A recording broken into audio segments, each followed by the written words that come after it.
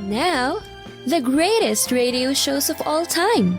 Suspense. The Shadow Node. Washington calling David Harding, counter-spy. Classic radio theater. The Great Gildersleeve. Fibber McGee and Molly. Dragnet. Gunsmoke. The Lone Ranger. Now, step back into a time machine with your host, Wyatt Cox. Good evening, friends of the Inner Sanctum.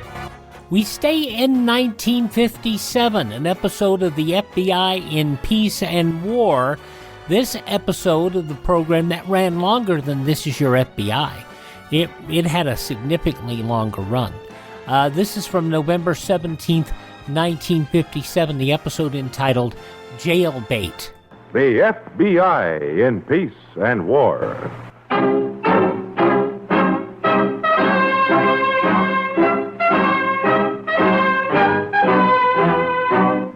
Another great story based on Frederick L. Collins' copyrighted book, The FBI in Peace and War.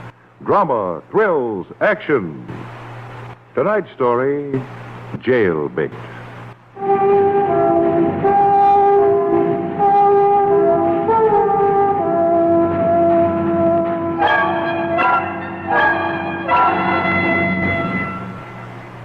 Gee, the Blue Palms Hotel, Hollywood, California. I can't hardly believe it, Lily. Hey, look it in the sports car. It's Gary Cooper. Amy, will you please stop saying, hey, look it? Okay, Lily. Take the gum out of your mouth. Okay. Hey, look it in the swimming pool. Mala Powers, I'll bet you. Amy. Huh? You know what you sound like? What, Lily? Like an 18-year-old juvenile delinquent from Scranton, Pennsylvania, whose father was a coal miner. That's what I am. Except my old man was never sober enough to be a coal miner. All right, that's what you were. Now you're an 18-year-old beauty from Appledale, Ohio, who's coming to California. Hey, Lily, could I really be a starlet? I mean, have I got what it takes? Yes, you have. I have? Only you're not going to knock your brains out trying to beat the movie racket. Well, I probably wouldn't be much good as an actress anyway.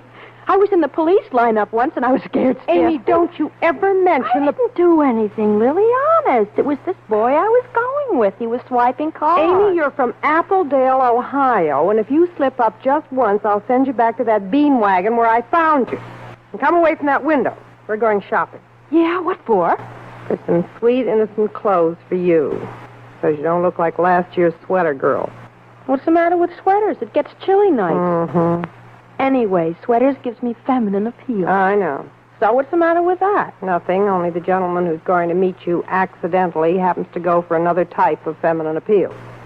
I'm going to meet a gentleman? Well, why do you think I brought you 3,000 miles? Who, Lily? A gentleman who is especially attracted to young girls, a star of stage, screen, and television. Who, Lily? Handsome, dashing. Who? Roland Carter. You're kidding. I am not. He's 60 years old. He is not. Oh, he was even in pictures before they talked. He's only 57. And I heard he's got a glass he eye. He has not got a glass eye. He's still one of the most attractive bachelors in Hollywood. And what's more, he's got $2 million in the bank. $2 million? No kidding. Or more. You're sure he's not 60? I'm sure he likes pretty young girls, and that's all I've got to be sure of. Now, how would you like to come unglued from that window and go shopping? Okay. Hey, look it. Mala Powers just took off her beach cape. Oh, isn't she gorgeous?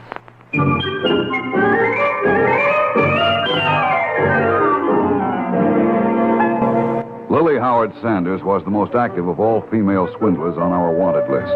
The scope of her activities could never be confined to the small printed matter on a wanted poster. In 25 years, she covered the field from selling the Romanian crown jewels to forgery. During the winter of 1956, Lily befriended a young girl in Scranton, Pennsylvania, and together they traveled to California. Lily's scheme this time was a pleasant variant of blackmail. Blackmail?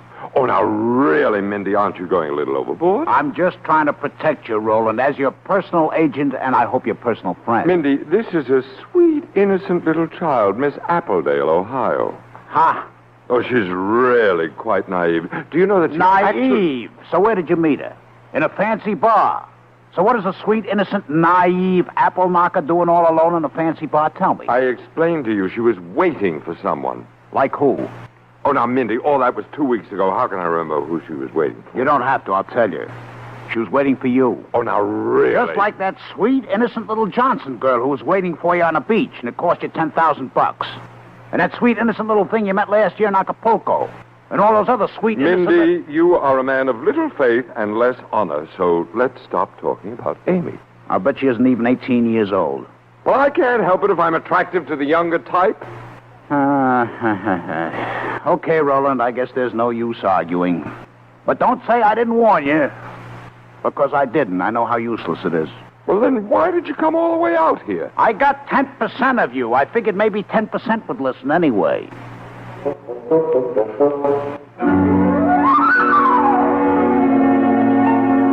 When Lily left Scranton, she obtained the necessary traveling expenses by selling some forged stock certificates to a restaurant owner named Gus Emilios. When Mr. Emilios discovered the deception, he yelled loudly for the police, who referred the complaint to our bureau. When we showed Mr. Emilios Lily's picture, he identified her readily. Sure, that's the one. She gave me a special price on 11,000 shares of Canada Northwest Uranium Incorporated of Canada. 11,000 shares? 11,000 shares. Special price, 17.5 cents a share. Mr. Emilios. Yeah, I know what you're going to ask. My wife has the same thing. Why do I buy this stock? Why? Yes, why? I'll tell you why. Mr. Emilios. Because in my whole life, I never owned 11,000 shares of anything. That's why. Mr. Emilios, did you pay for this stock in cash? Cash? Sure, all cash. $1,925, but I don't care about the money. No? No, what makes me sore, she takes Amy with her. Amy? Amy. All the fellows from the factory, they eat here so Amy can wait on them. Every day I get fellows waiting for Amy's table. Now, no Amy, all I got is table. I see. I gather that this Amy... Yes. She's what the boys from the factory call a dish. To me, she is better than a neon sign, and that woman takes her away to California. California? Well, how do you know? Amy sends me postcard from some Chinese theater. You want to see? We sure do. Yeah, here, you can read. Dear Gus, I'm sorry I had to leave so quick. Give my love to all the boys, and you too. Love, Amy. P.S. I don't know why they call this a Chinese theater. Love, Amy. May we have that card, Mr. Emilios? Well... It may help to find Mrs. Sanders. And Amy. Okay, you take it. And if you find Amy, you tell her I'm not mad. Huh? She can have her job back and keep all the tips for herself.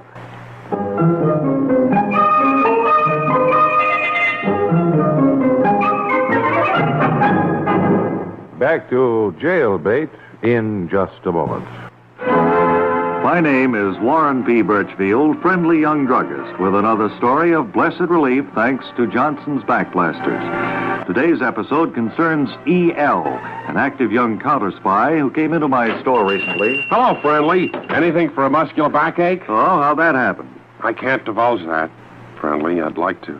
I can tell you it hurts plenty. Well, here, this Johnson's Backblaster makes it possible to treat muscular backache as easily as you would a headache, E.L. That's right. Don't use my name. Say, this warm flannel backing gives me support, along with soothing heat.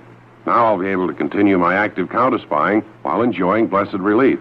Thank you. And Elmer Litzinger... Hey, you weren't going to use my name. E.L. did continue his active spy work. Friends, next time muscular backache strikes you, why not say as others do, suffering quickly relieved, thanks to Johnson's Backblaster. Gee whiz, you weren't going to use my name. That is not a gag. There really was a Johnson's Backblaster. All righty. And of course, who better to advertise it during the FBI in Peace and War than Bob and Ray? November 17th, 1957, the FBI in Peace and War will continue following these messages here on Classic Radio Theater with Wyatt Cox. All right, I got my Johnson's Backblaster on here on Classic Radio Theater with Wyatt Cox. More of the FBI in Peace and War and the story of the ex-movie idol, November 17th, 1957. And now, Act Two of tonight's story, Jailbait.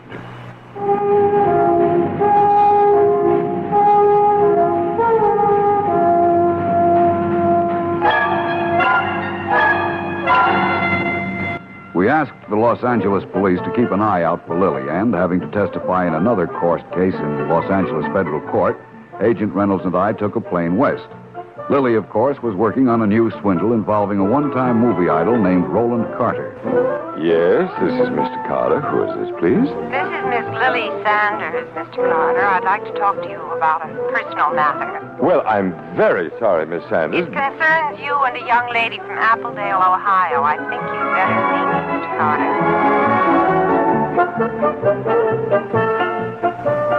Carter. Sit down, Miss Sanders. Thank you. May I offer you a drink? No, thanks. I'm not staying long. I just want to get a few facts about the romance, and then I'll let you alone. The romance? Between you and the young lady who calls herself Miss Amy Brewster. Actually, her name is Brisky. Her family's Polish. Miss Sanders, I don't think it's quite improper to ask, but just who are you and what do you want? Perfectly fair question. I'm a freelance writer, Mr. Carter, and I hope to sell the story of you and Amy to one of the more intimate magazines. I see. Now, where did you meet? Miss Sanders. Yes? You'd rather sell this story directly to me, wouldn't you? Well, it would do away with any chance of a rejection slip, wouldn't it? Yes, it would. However, I'm going to disappoint you, Miss Sanders. There's nothing to the story. Miss Brewster is merely a friend. Who happens to have spent considerable time in the police lineup in her hometown of Scranton, Pennsylvania. What? Huh? You can examine the police records if you doubt it. Amy, that sweet little... That's right. I don't know how she latched onto you, but it will certainly make an interesting story for one of those little gossip weeklies. Did you know, Mr. Carter, that Amy won't be 18 for another 2 months? Oh, I don't believe I have it. a copy of her birth certificate if it's necessary to use Miss it. Sanders, what is the usual price for your stories? Well, I'll leave that up to you, Mr. Carter. But seeing as your studio is kind of touchy on the subject of you and young girls... how much? Well, I won't be insulted if you offer me $10,000.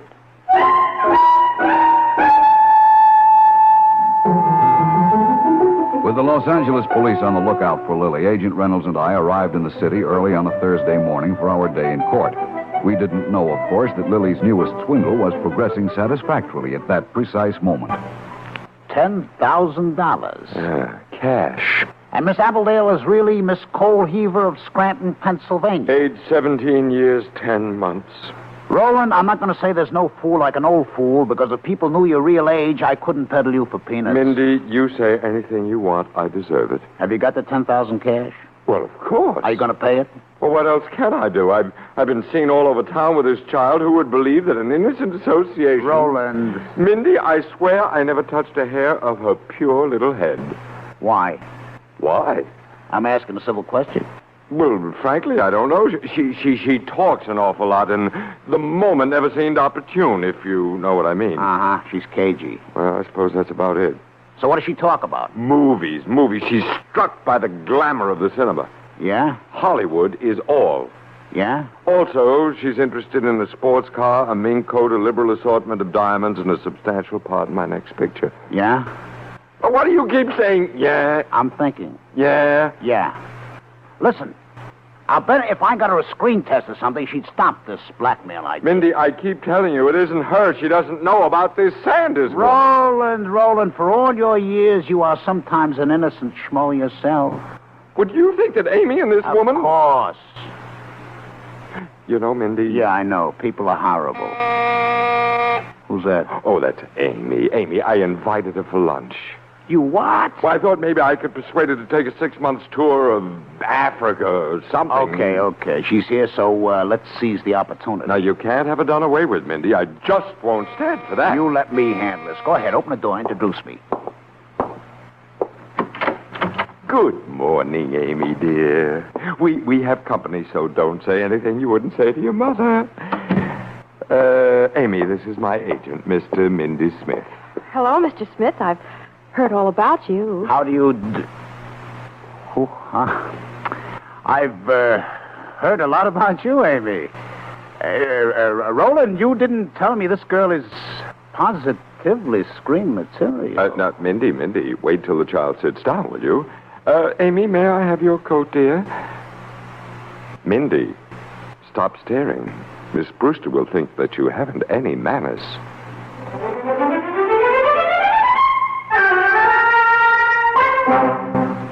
Back to Jailbait in just a moment.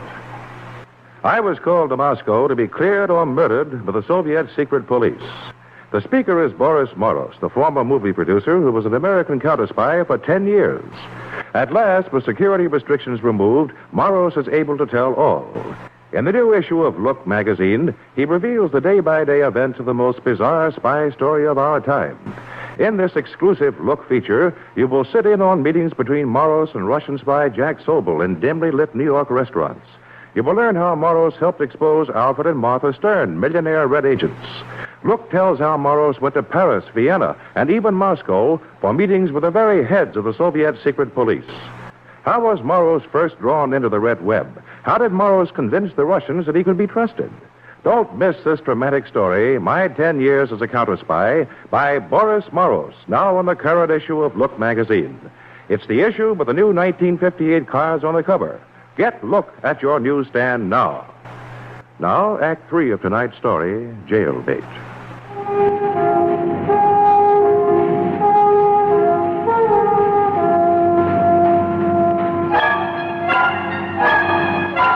Our second day in Los Angeles, Thompson of our New York field office phoned. Mr. Emilios, the restaurant owner, had received a package from Amy with a note in it. The package contained a sweater, which Amy said Mr. Emilios needed. The sweater had been bought at a fashionable men's shop in Beverly Hills. Agent Reynolds and I, being through with our testimony in court, went to the shop immediately. We found that the purchaser answered Amy's description perfectly. She had been accompanied by Roland Carter, the screen star, and the sweater had been charged to his account. We decided to call on Mr. Carter. Okay, you wanted to talk about Mr. Carter, so talk. Well, all I wanted to say is you never told me what was cooking, that's all. What do you mean, Amy? With Roland. How you're going to take him for $10,000 on account of his attentions to me. Hey, look it. Marla Powers has a different suit again this morning. Don't say, hey, look it. Okay. Well, anyways, that's what I wanted to talk about. Who told you? Mindy told me. Who is Mindy? He's Roland's agent, and he's real cute. And he thinks maybe he can get me a test at Paramount. Oh, I see. Well, I told him I can't act, but he said that's an advantage sometimes. I like Mindy. I mean, he's no James Dean, but he's got an attractive personality. Amy, what do you want? Well, if you're going to get all that money from Roland, I ought to get some. How much did you have in mind? Half. I see. And if I don't give you half? A third, then. And if I don't give you a third or even $5? Well, in that case... You miserable little platinum pipsqueak. I've got a good mind to ship you right back to that coal heap where I found you. I'm entitled to my cut. Mindy gets 10% of Roland. Never mind, it's Mindy. He's cute. You get whatever I give you, Amy, and that's that. Okay. Okay, what? Okay, you give me what you give me. I don't like the way you say that. Why? Because. Hey, look at Marla. Lily, I'm going to quit saying that. I positively am. I got to have acceptable grammar, Mindy says. Hey, is that the right time? I got to get out of here. Where are you going? I don't know. Mindy says it's a secret. But I got a pretty good idea. Only I can't tell you. 12 hours after we had talked to the clerk at the men's shop, we located Roland Carter at a fashionable nightclub. Shortly after, we were at Mr. Carter's house, where we heard the blackmail story. Reluctantly, Carter agreed to help us trap Lily Sanders by paying her with marked money. I've thought over your proposition, Miss Sanders, and I'll be ready with the money on Monday morning. You're a very sensible man, Mr. Carter. I'll be at your house at 11. And remember, small bills, will you? And 500 makes 10,000. Do you want to count it, Miss Sanders? I trust you, Mr. Carter. And if it's short, I can always come back for more. Yes, that's what they tell me. I really shouldn't be paying this because it's only the beginning. Not with me. When I agree to kill a story, I kill it. But you'll admit this really is a form of blackmail. Just between you and me, I don't admit anything, Mr. Carter. Well, you don't have to. That money will do the talking. All right, gentlemen. What? Miss Sanders, this is Agent Reynolds, and this is Agent Stevens of the Federal Bureau of Investigation. That money you just put in your purse is marked, Miss Sanders. You crummy old ham. That's the lousiest trick I ever saw. May we have the money, please, Miss You ought to Sanders? be ashamed of yourself, Carter. I am, but it's going to be a lot worse when I have to testify against you. Bet your life it will be. Come along, Miss All Sanders. the low-down, sneaky stunts. This takes the cake. No wonder you're poisoned at the box office. I am not poison. Why, my last picture grossed over... Carter, let's discuss this downtown. We'd like to book this woman. For what? Blackmail. I demand to see a lawyer. I've been saying. Excuse me a moment. And we'll see who's calling in a moment. November 17th, 1957, the FBI in Peace and War on Classic Radio Theater with Wyatt Cox. First, these important messages.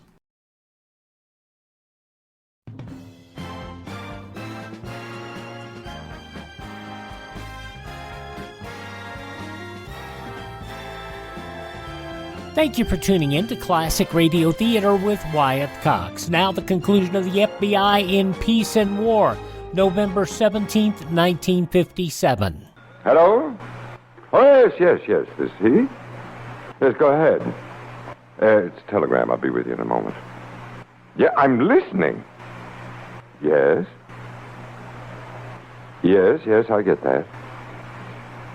Oh, thank you very much. It was a telegram from my agent. He advises me not to pay Miss Sanders the money.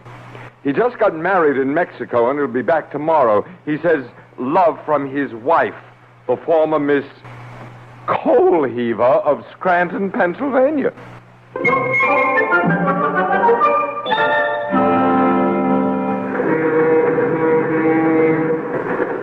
Hey, Mindy. Yes, sugar? You sure they can't put me in the lockup? Oh, I'm sure, sugar. I got the best lawyer in the state. And he says if we can prove that you didn't know what Lily was doing, they can't nick you. Yeah, but I did encourage Roland, didn't I? Sugar, encouraging Roland is practically a national pastime. Gee, Mindy, I sure wouldn't want to get you in trouble being your wife and all. Ah, don't worry. When you're a big, glamorous screen star... Mindy, you know, I've been thinking that over. I don't want to be a star. What then? I want to be a housewife. Is that awful? Well, out here it could get you talked about, but we'll live through it. Oh, gee, Mindy, you sure are cute. Hey, look it! A cow! Amy, that's a horse, not a cow. And how many times have I told you, sugar, don't say, hey, look it.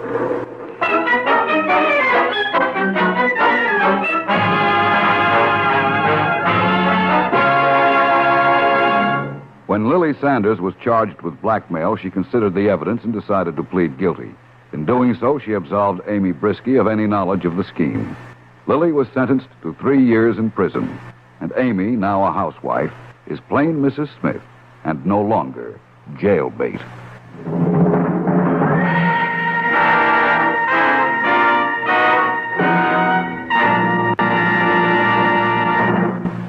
Now, singing star Tony Bennett. Every singer dreads a bad cold. That's why I always stop cold miseries the fastest way, with 4-Way. Yes, of all leading cold tablets, tests prove 4-Way's the fastest acting brand. Amazing 4-Way starts in minutes to relieve aches, pains, headache, reduce fever, calm upset stomach, overcome irregularity. Next time you catch cold, do what I do. Get 4-Way, fastest way to stop these awful cold miseries and feel better in a hurry. 4-Way, only 29 cents. Our program will continue in a moment after a word about another fine product of Grove Laboratories. Afraid to use a strong medicated shampoo for dandruff? Listen. Fitch Dandruff Remover Shampoo gets rid of embarrassing dandruff with one lathering and uses no harsh medication. In fact, only Fitch guarantees to remove dandruff with one safe, easy lathering or money back. Fitch can also make your hair as much as 35% brighter. Contains no strong medication, gentle enough for every shampoo. And then dandruff need never be a problem again. Get wonderful new Fitch Dandruff Remover Shampoo today.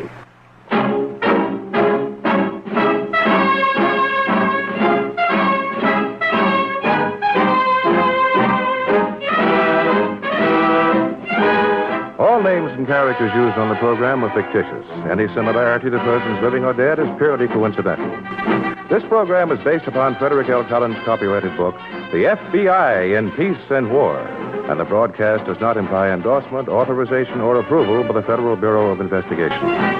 This is Warren Sweeney inviting you to listen to next week's story, The Amnesiac, on the FBI in Peace and War. Same time, same station. November 17th, 1957, the FBI in Peace and War here on Classic Radio Theater with Wyatt Cox. The trail is getting warmer on Lorraine Broderick. Part 4 of the 5-part yours truly Johnny Dollar story, The Broderick Matter. This was originally broadcast November 17th, 1955. From Hollywood, it's time now for Johnny Dollar. Dollar, my name's King, Malibu Sheriff Station. Did you leave a message here? Oh, yes, sir. I understand you're looking for Lorraine Broderick. Broderick or Bradley, whatever name she's using. We want her. I'm looking for her, too. Well, what's your connection? I'm an insurance investigator. We've been trying to find her all the way from Hartford. We have to pay off a claim that's due her. Claim? Yeah, that's right. An old man left her $1,500. She doesn't deserve it, not that one. I can't tell him that. He's dead. I'm expecting a little action on it pretty quick. Like to be in on it. Come on over.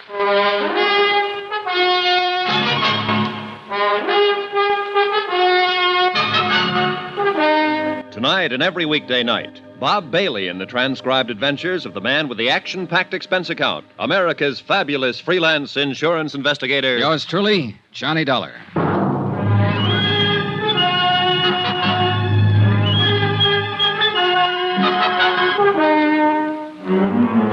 Expense account submitted by Special Investigator Johnny Dollar. Location, Malibu Beach, California.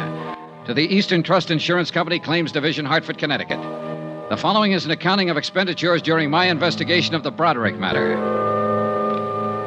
More expenses, item 15, $38 even. More transportation. My trip here to Malibu Beach, where I didn't even bother listening to another disgruntled hotel proprietor repeat a bad check story I knew only too well. I went directly to the sheriff's station and Deputy King. Well, that's about the picture, Mr. Dollar. Lorraine Bradley was at the inn 4 days and checked out this morning. Used the name Bradley. Lorraine Bradley. She can't be too far ahead of you now. I hope not. This has been a long, rough chase. While she was at the inn, she took up with one of our local residents, a man named Joe Tappan, who lives over in the beach colony. We know this much.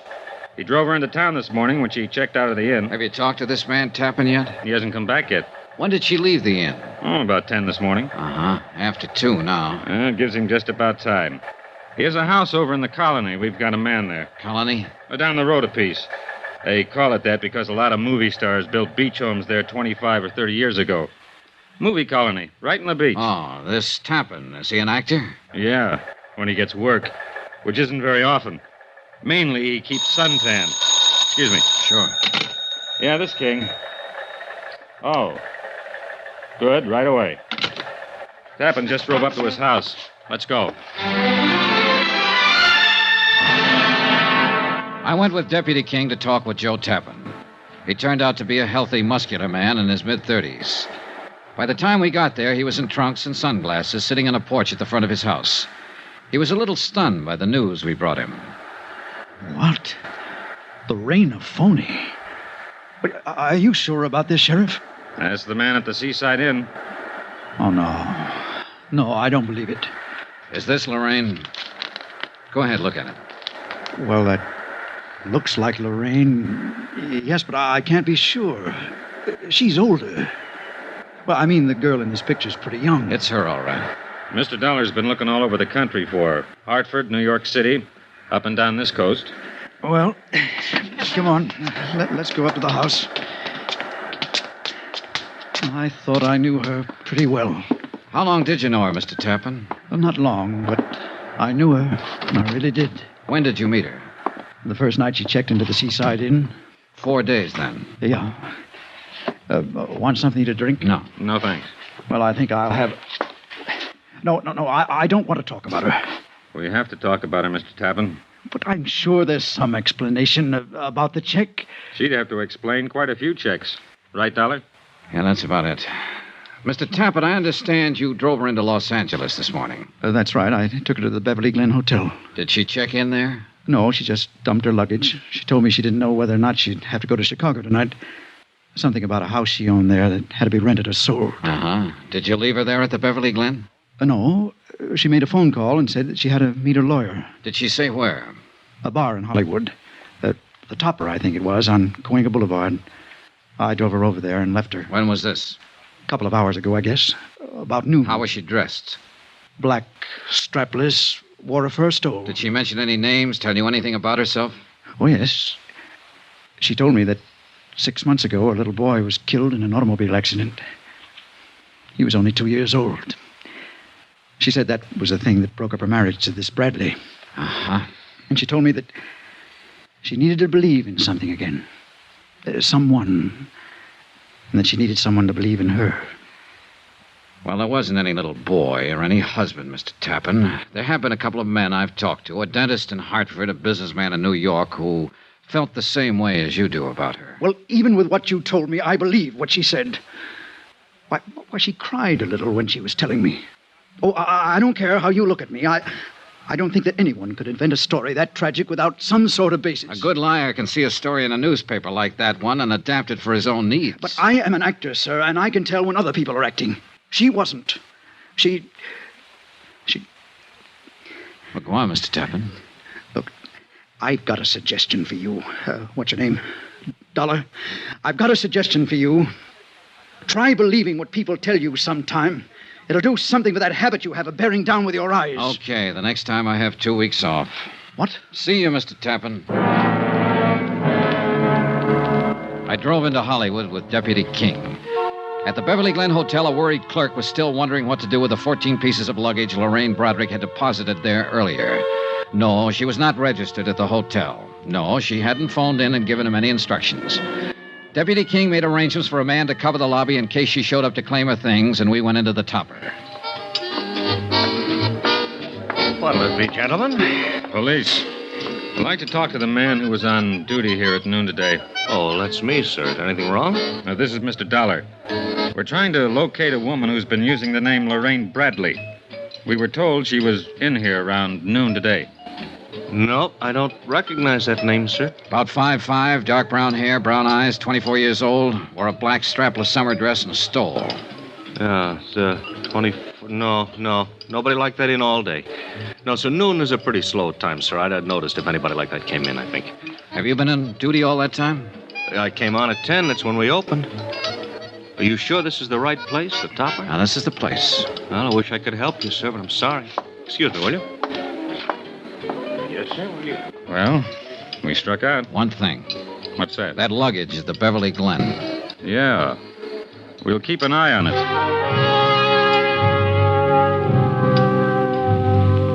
Lorraine Broderick did not return to the Beverly Glen Hotel that day to claim her luggage. The lobby was watched around the clock. Her description was on the Daily Bulletin. Every policeman in Los Angeles was on the lookout for her. I spent my time thinking about the little girl who had helped an old man sell newspapers one afternoon years ago. A little girl with a face like an angel. I didn't feel good about this case. But Joe Tappan felt worse when I went to see him again. Well. Hi. Mind if I come in? What now, Mr. Dollar? Your girlfriend. What about her? I've been thinking about what you told us. So? So maybe you didn't understand what I told you. Now, look I'm not pushing my weight around, Tappan. But it seems to me you're a little stubborn in what you want to believe about her. How old did she tell you her baby was that she lost in a car accident? 2 years old. All right. 2 years ago, she was working for a dentist in Hartford, Connecticut. He was pretty much in love with her. She left him flat to take up with a man in the brokerage business in New York. She left him flat. Took $6,500 when she did it. There wasn't any baby in her life then. Her name was Lorraine Broderick. It still is. Now, would you like to see my file on her? I brought it along. No, thanks. I thought I'd better prove that part was a lie. So you proved it. Mind if I sit down? Help yourself. Thanks. Do you have anything else to tell me?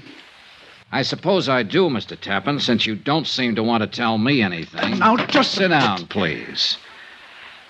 I've heard every man who knew her describe her, and I think I can understand why they feel the way they do. All I've got is a picture from a high school annual taken when she was 17. That was pretty good. She's 24 now. She must be 7 years better. Anyhow, you're my only hope now. What? Lorraine Broderick can get away from the police for a while. Oh, yeah. She's smart and clever, and she can go right on doing the same thing she's been doing all along, stealing, writing bad checks. But that's police business. My part is to find her and give her something one man left her, an insurance bequest. But it's become more than that now, to find her and stop her, maybe. Look, they'll get her eventually, Tappan. Do you know what 5 years in prison can do to a woman like her? Do you? Well, because I know her and she passed a few bad checks doesn't mean that I'm responsible in any way. You're right, it doesn't. But you're involved just the same. Oh, you're different from just some hotel man who's been tilted. You're a boyfriend. True, just a 4-day boyfriend. But a woman like Lorraine Broderick can do a lot of damage in 4 days' time. Why are you here?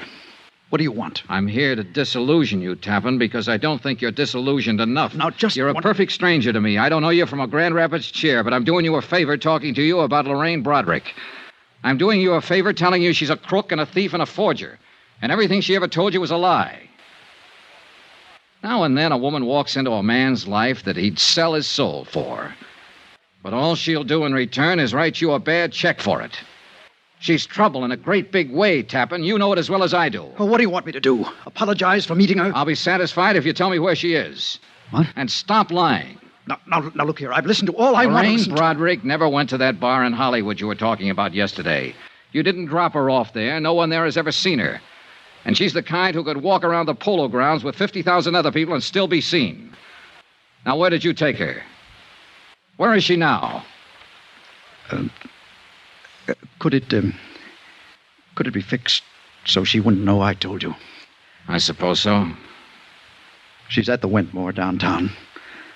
Registered under the name of Evelyn Brady.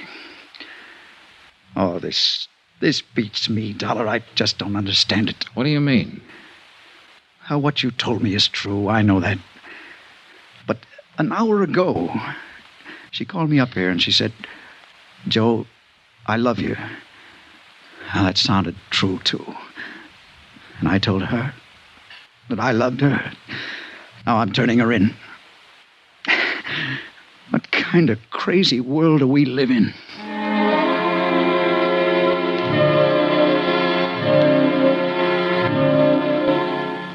Expense account item 16, $14. Cab fare from Malibu to downtown Los Angeles in the Wentmore Hotel. A second-rate old-timer on Figueroa Street. A little different from the swank spots where Lorraine Broderick had lived so gaily. The clerk told me she was in 1302. I walked down the hall to Lorraine Broderick's room. The door was standing partially open. All of the lights seemed to be on. Hello? Hello? Hello, anybody? Move it! Huh? Get out of this room! What? Get away! You're out, Joe! I'd found Lorraine Broderick at last. Only she was standing on a ledge outside the window, all ready for a leap into eternity.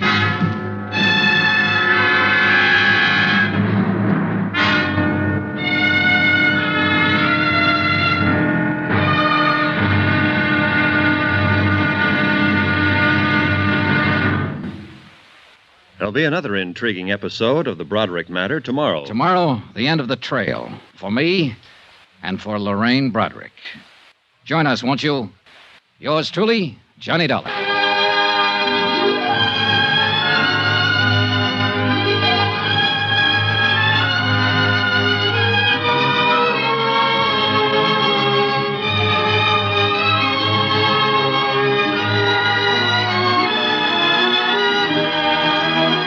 Yours truly, Johnny Dollar, starring Bob Bailey, is transcribed in Hollywood. Written by John Dawson, it is produced and directed by Jack Johnstone.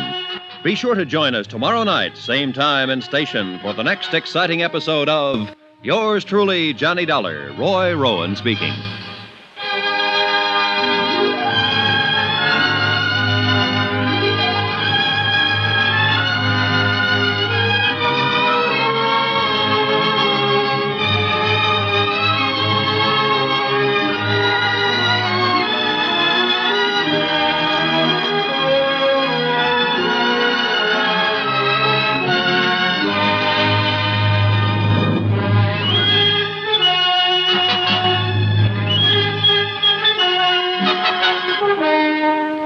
From November 17th, 1955, Part 4 of the 5-part Yours Truly Johnny Dollar story here on Classic Radio Theater with Wyatt Cox, the lineup on our next edition. Thank you so much for making us a part of your day. Would you thank this station, support their advertisers? It's their kindness and courtesy that allows us to be with you each and every time we roll around here on your favorite station. Ted over at RadioMemories.com has been busy restoring a whole bunch of radio shows. And if you go to RadioMemories.com, Ted has shows available on cassette, CD, or flash drive for your computer. Contact Ted, RadioMemories.com. If you miss a day on this station, you don't have to miss a single show. You can hear all of our shows at classicradio.stream. There you can stream our shows on demand. You can learn about building a classic radio collection of your own. You can find the list of places where our shows are available for download. You can also contact me there. You can find our social media links. And if you want to help us expand our classic radio collection to bring you additional shows, you can buy me a coffee. That's at classicradio.stream. Classicradio.stream. Your Buy Me a Coffee helps us acquire additional shows, and it also helps us expand our reach. Thank you so much for tuning in. Thank this station, support the advertisers, and as always, tell your friends the great radio shows are right here at this spot on the dial. Classic Radio Theater with Wyatt Cox on your favorite station.